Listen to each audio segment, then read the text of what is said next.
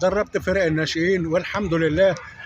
عملت حاجات كويسه. خدت بالك مع الناشئين الحمد لله. انجازاتك بتتكلم عنك يا ابو كباتن. ومرنت الفريق الاول مع الكابتن مسعود غرابه في الدرجه الاولى. حافظ دكتور مسعود غرابه فوق حافه. الدكتور مسعود درب والدكتور مسعود دربت في الدرجه الاولى. كنت مدرب والكابتن مسعود غرابه دكتور مسعود غرابه كان هو المدير الفني. وكنا بنقعد مع بعض. كان هو بيحط التشكيل، يقول لي ايه رايك في التشكيل؟ قلت له تشكيل اهو. حطينا التشكيلين جنب بعض لقيته هو التشكيل. سبحان الله. وكان في بينا انسجام الحمد لله الى الان وفي اتصال ببعض. بالك وعملنا شغل كويس. بس بقى للاسف ان فرقه في الدرجه الاولى عايزه مصاريف جامده وعايزه شغل جامد.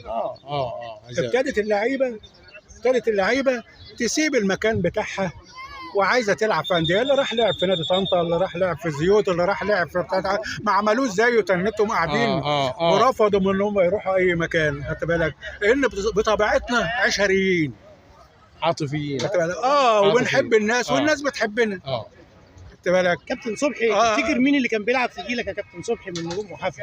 نعم. مين اللي كان بيلعب في جيلك من نجوم وحفا؟ اللي كان اللي كان بيلعب جيلك الجيل بتاعك اللي كانوا بيلعبوا معاك زمايلك. انت عندك عادل السمري، عندك كابتن فتحي القللي، حمد، كابتن محمد القللي، حمد. خدت بالك كان في لعيب من المحله اسمه عبد العزيز لعب ماتش الاهلي اللي لعبناه في نادي طنطا. ايوه. خدت بالك. كابتن جول عفيفي، كابتن عفيفي. خدت بالك كان حارس المرمى. والبيلي كان حارس عظيم. عفيفي سكه حديد حاليا ولا؟ من ميت حبيشي. لا عفيفي، لا كابتن عفيفي كبير. ميت حبيش. كبير. القفاص. خدت بالك. رضا بعدين والقفاص الصغير رضا. رضا القفاص. القفاص الصغير وانجليف. ايوه. بيومي نور. خدت بالك.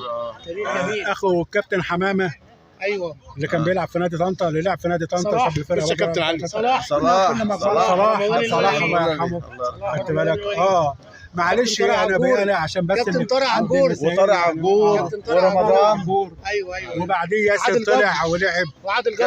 كابتن عادل جبر. وكابتن رمضان الله يرحمه. رمضان القللي. رمضان القللي الله يرحمه. خدت بالك. مشي من عندنا راح للاهلي، لعب في الاهلي. وطارق نفس النظام. وطارق برضه لولا الاصابه بتاعته. الكابتن طارق الاصابه بتاعته اللي على قعدته، بس لعب بعد كده في كفر الشيخ.